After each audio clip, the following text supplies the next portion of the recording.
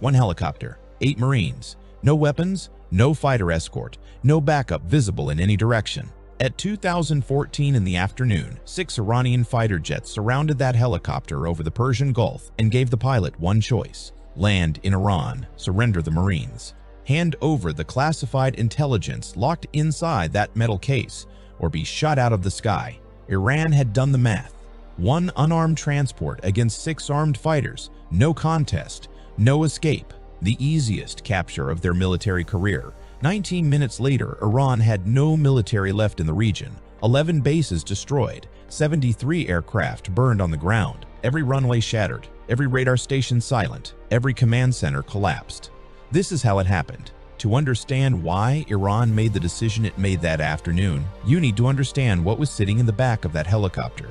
For 6 months, American intelligence operatives had been building a map inside Iraq, a complete picture of how Iran was secretly moving weapons across the Middle East. Rockets, missiles, military hardware flowing through underground smuggling networks to armed groups across the region.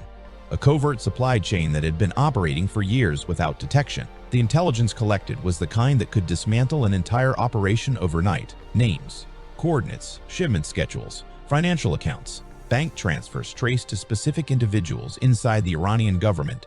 Everything needed to expose and eliminate the network in a single coordinated action. That material had been loaded into a locked metal case placed aboard a CR-53E Super Stallion transport helicopter and assigned to 8 United States Marines for the flight back to the USS Bataan, a Navy amphibious assault ship operating 40 miles away in the Persian Gulf. Standard extraction: 70 kilometers, 30 minutes in the air, routine in every way. What the Marines did not know was that Iranian intelligence had been monitoring the operation for weeks. They had identified the extraction window. They knew the route, they knew the timeline, and they had quietly moved 6 F-4 Phantom fighter jets into the region, holding in a patrol pattern, waiting for the helicopter to come to them. The trap was fully set before the helicopter ever left the ground. At 2014 in the afternoon, Captain Mike Rodriguez was at the controls, 70 kilometers from safety, when his radar warning receiver screamed. 6 contacts, fighter aircraft, closing from multiple angles at once, boxing the helicopter in so completely there was no room to turn, no direction to run. The Iranian lead pilot came across the radio: land at Bandar Abbas airfield immediately. Follow us to Iranian territory or be destroyed. Rodriguez assessed in seconds. Comply and 8 Marines become prisoners. That intelligence case falls into Iranian hands. The 6-month operation is finished. He responded that he was in international airspace and would not comply. The Iranian pilot repeated the demand: 6 fighters, 1 helicopter, land or die. Rodriguez did not argue. He reached forward and pressed the red button on his console. The encrypted distress beacon activated. A compressed burst signal shot through military channels carrying 4 words: Iranian intercept, 8 Marines, forced landing imminent. That signal did not just call for help, it triggered something already waiting to be unleashed. At 2:15 in the afternoon, alarms triggered aboard the USS Bataan. Marine Colonel James Reeves read the alert and issued one order: every AH-1Z Viper attack helicopter on that ship airborne in 90 seconds. Full combat load. Find the helicopter. Engage any Iranian force attempting capture. 16 gunships, 90 seconds. Already moving, but simultaneously, at United States Central Command, General Marcus Chen received the same distress signal, and he had been waiting for exactly this. Presidential authorization was already in place. If Iran tried to capture American forces or seize classified material, the response would not be proportional. It would be designed to eliminate the threat entirely. General Chen issued the order: execute Guardian Strike. Every Iranian airbase and naval facility within 200 kilometers of that helicopter would be destroyed.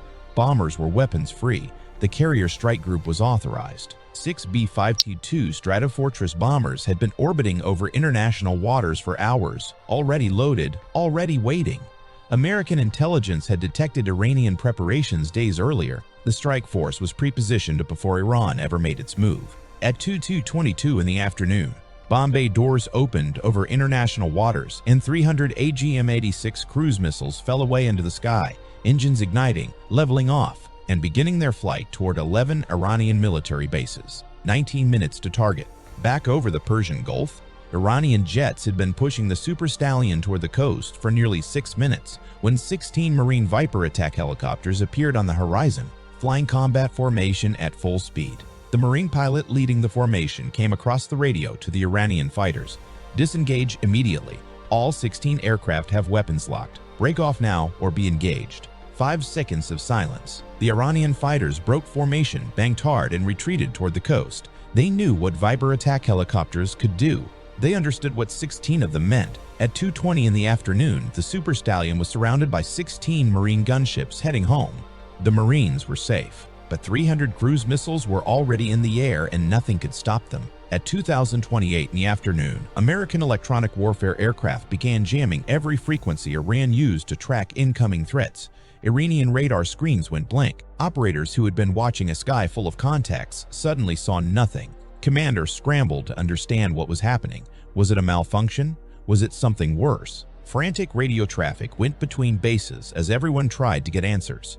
At 2:33 in the afternoon, Iranian radar briefly burned through the jamming on a single frequency and detected faint returns. Many contacts. Fast, inbound, panic. Scramble orders went to fighter pilots. Air defense batteries activated. Commanders tried to coordinate a defense. They had 11 minutes. It was not enough. At 2041 in the afternoon, 300 cruise missiles crossed the Iranian coastline and split apart, each one navigating to its assigned target. Bandar Abbas, Iran's largest military airfield in the south, was struck by 15 missiles arriving within seconds of each other. Runways cratered. Hangars holding 18 F-4 fighters detonated from the inside. Fuel depots became fireballs visible for kilometers. The control tower collapsed. 18 aircraft that never got airborne. Bushehr Air Base, 12 missiles. Same result. Runways gone. Aircraft burning. Command buildings flattened. Chabahar Naval Base, 20 missiles. Piers obliterated. Patrol boats sunk. Naval headquarters collapsed. Jask Naval Facility, 18 missiles. Submarine pens destroyed. Radar towers toppled. Coast went silent. 7 smaller installations hit in the same 90-second window. Then 24 F-A-18 Super Hornets from the USS Ronald Reagan arrived and finished anything still standing. Laser-guided bombs for hardened bunkers, aircraft shelters demolished, mobile radar units destroyed. 4 American submarines launched 48 Tomahawk missiles from below the surface, eliminating every coastal radar station along the Iranian shoreline. By 2048 in the afternoon, it was over. 11 bases, 0 runways functional, 0 aircraft capable of launch, 0 radar stations active, 0 ships able to sail. American losses, 0. Not 1 aircraft damaged, not 1 missile intercepted, not 1 service member with a scratch. The Super Stallion landed safely on the USS Bataan at 2:33 in the afternoon. 8 Marines walked off that helicopter. The intelligence case was secure. The 6-month operation was intact.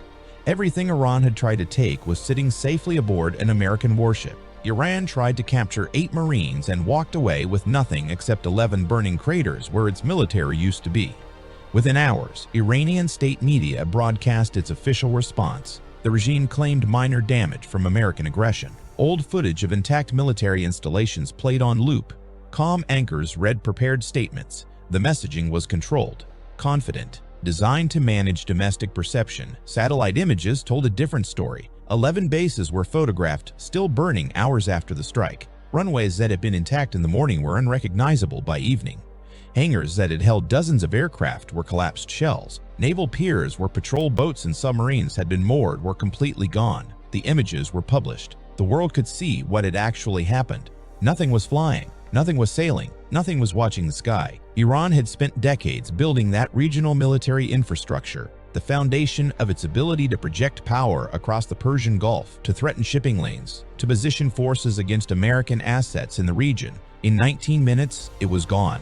And that is the part that carried the most weight.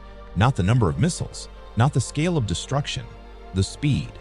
19 minutes. From the moment Iran made its move to the moment it lost everything it had built in that region. The message written in those craters was one that no press conference or diplomatic cable could have delivered. The response was not assembled after the provocation. The bombers were already orbiting. The submarines were already in position. The strike plan was already approved. Iran triggered something that had been waiting, and by the time Iranian commanders understood what was happening, it was already finished. Reach for 1 Marine. lose your entire military in less time than it takes to eat a meal. 8 Marines, 1 helicopter, 19 minutes. Operation Guardian Strike.